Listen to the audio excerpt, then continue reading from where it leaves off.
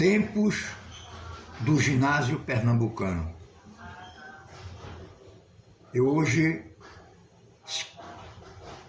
estou falando sobre o velho e tradicional ginásio pernambucano. Na década de 50, eu fui aluno do ginásio pernambucano. No curso clássico, naquela época existia o curso clássico, era o científico, contabilidade, o curso de formação de professoras, o pedagógico e o chamado curso clássico. O curso clássico era o que preparava o alunado para os exames vestibulares das carreiras ditas humanas.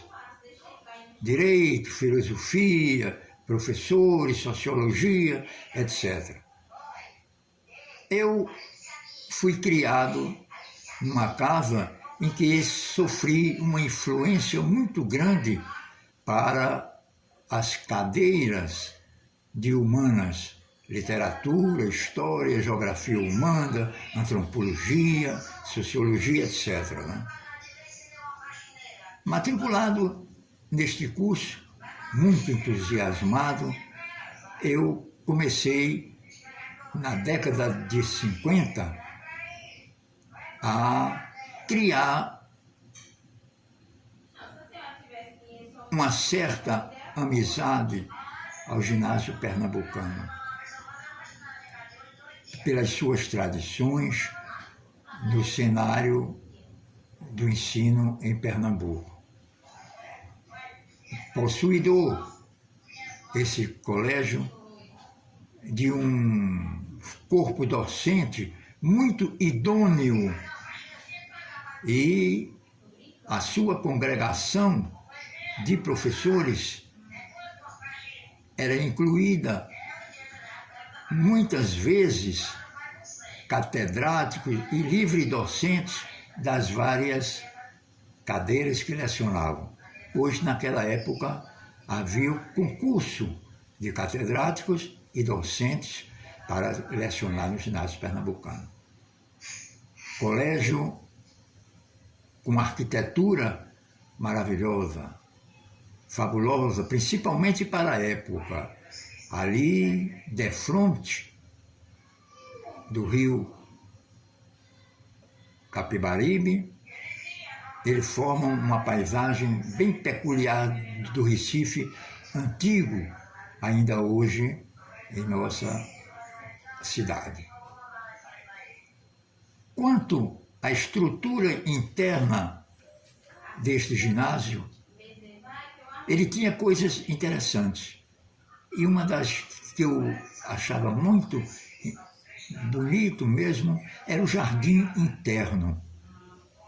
Era formando num retângulo, nas esquinas do retângulo, dos ângulos, era plantações, as 4 quinas, era plantações de árvores que representavam as regiões de Pernambuco. Era a região da Zona da Mata, a região do Agreste, a região do Sertão e a região do Litoral. E no meio, a vegetação era um canteiro só, com vários plantios de pau-brasil. Era uma representação muito bonita do que é realmente o solo de Pernambuco. Outra grande divisão do ginásio era a sua biblioteca, com obras raríssimas, principalmente de autores pernambucanos, que Pernambuco sempre foi um celeiro de grandes poetas, políticos, artistas, E a biblioteca guarda com muito carinho o acervo, inclusive ex-professores que escreveram a história do ginásio pernambucano, entendeu? Outra coisa interessante no ginásio era o arquivo.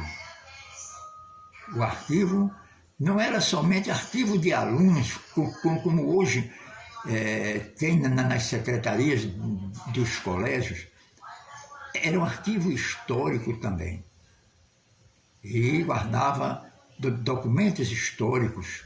E isso, o alunado, ele ficava com um manancial enorme de documentos para pesquisar e elucubrar seus raciocínios e tirar suas conclusões.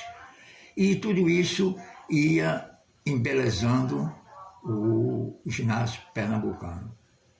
E conhecidíssimo, inclusive, até fora do estado, era o museu. O museu do ginásio pernambucano, ele tinha uma coleção ornitológica, quer dizer, de pássaros da região que eram conservados ali para estudos de zoologia na parte que toca a parte de pássaros, de estudo de pássaros. E era um colégio muito organizado na sua estrutura disciplinar também, e isso fazia com que os alunos se apaixonassem pelo ginásio pernambucano. Todavia, o cartão de visita mesmo do ginásio pernambucano era o corpo docente. O corpo docente era de uma capacidade intelectual muito grande dos seus mestres. Eu digo mestres porque eles tinham mestrado nas academias, eram grandes jornalistas aqui em Pernambuco. Muitos deles, talvez até a maioria, pertenceram à Academia Pernambucana de Letras. Eu gostaria, se não fosse muito enfadonho, enaltecer aqui uma lista de grandes professores da minha época. Me lembro bem do grande professor de português, o professor Eládio Ramos, que nos ensinava análise lógica por aquele método como um estudo de gráficos, não é? Era a análise lógica do professor Eládio Ramos, não é? Por diagrama, a análise era feita por diagrama. Tive também professores de literatura, verdadeiros poetas, escritores, jornalistas, que naquela época escreviam para o decantado Diário de Pernambuco.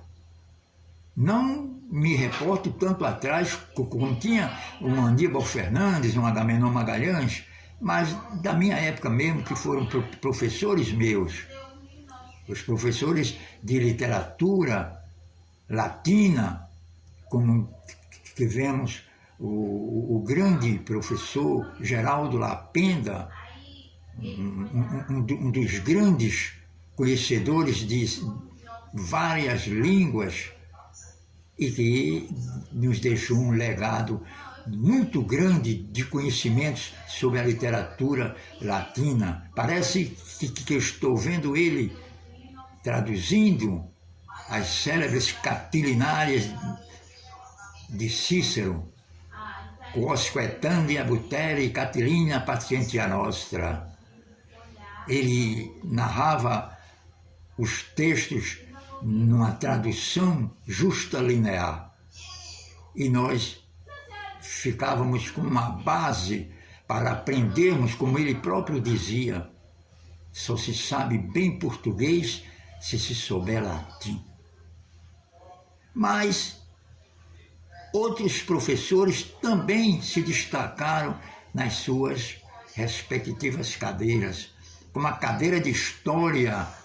Cadeira de História, tivemos o professor Amaro Quintas, que com a sua tese, que ele apresentou na Faculdade de Filosofia, naquela época, sobre o sentido social da Revolução Praieira, que também teve outro grande mestre, José da Costa Porto, que escreveu também sobre o mesmo tema, mas sendo com o título de Tempos da Praieira. E assim a gente aprendia história com aquilo que os nossos mestres mesmo produziam, com as suas elucubrações de raciocínio e seus conhecimentos profundos da ciência de Heródoto.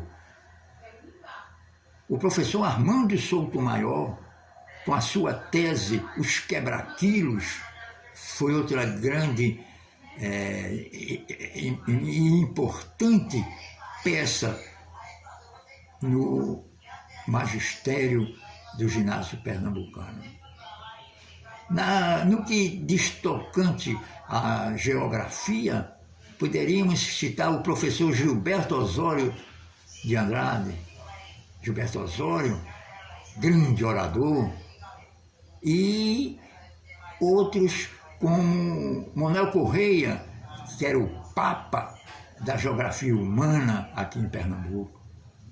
E, para terminar essa casta de professores de geografia, eu citaria o professor de geografia, agora o nome não me vem, é irmão do médico Oel Sete. Ele era um grande geógrafo e se dedicava muito às estruturas de orografia no estado de Pernambuco, certo? O estudo do relevo pernambucano. O professor era muito querido pelos seus alunos do ginásio pernambucano. Na literatura, poderíamos também citar, na literatura francesa, os professores Albérico Porto e Lucílio Varejão Filho. Um especialista em literatura, aliás, os dois especialistas em literatura francesa, que naquela época se estudava muito literatura por causa do vestibular de Direito, que puxavam muito por literatura. E a gente tinha que estudar muito literatura, não é? Literatura francesa. E assim por diante, né? Em matemática, que tivemos o professor Ribeiro, exigente demais, tido como reprovador lá dentro do ginásio, que até o livro que ele adotava, a álgebra de Serrasqueiro, era esgotado, a gente ia encontrar nos sebos, ou então quem já tinha eles dentro de suas residências, e a gente alugava muitas vezes até esse compêndio para poder acompanhar as aulas do professor Ribeiro, tá certo? E música, era o professor Barcoquebas, que manteve um Orfeon à altura de dar muitos recitais, muitas vezes no Teatro Santa Isabel. E isso vai fazendo com que a nossa formação daquela época foi uma formação, não vou dizer muito tecnológica, mas foi uma formação muito humanística, fazia parte de uma época. E termino essas minhas considerações pequenas aqui recordando o velho ginásio pernambucano.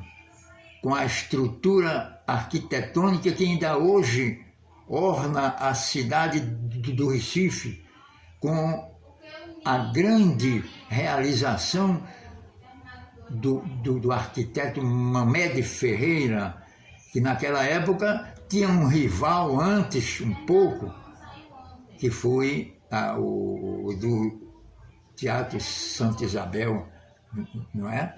E assim por diante, né? Então, ter sido aluno do ginásio pernambucano, para mim, foi uma satisfação enorme que a oportunidade da vida me deu de cursar num estabelecimento simples, humilde, de alunos da escola pública, mas que honraram posteriormente o nome do grande educandário pernambucano. O ginásio pernambucano hoje ainda continua a ser uma tradição de um ingente colégio cheio de grandezas e história para contar e que só tem a dedicar um porvir maravilhoso aos seus ex-alunos. Muito obrigado.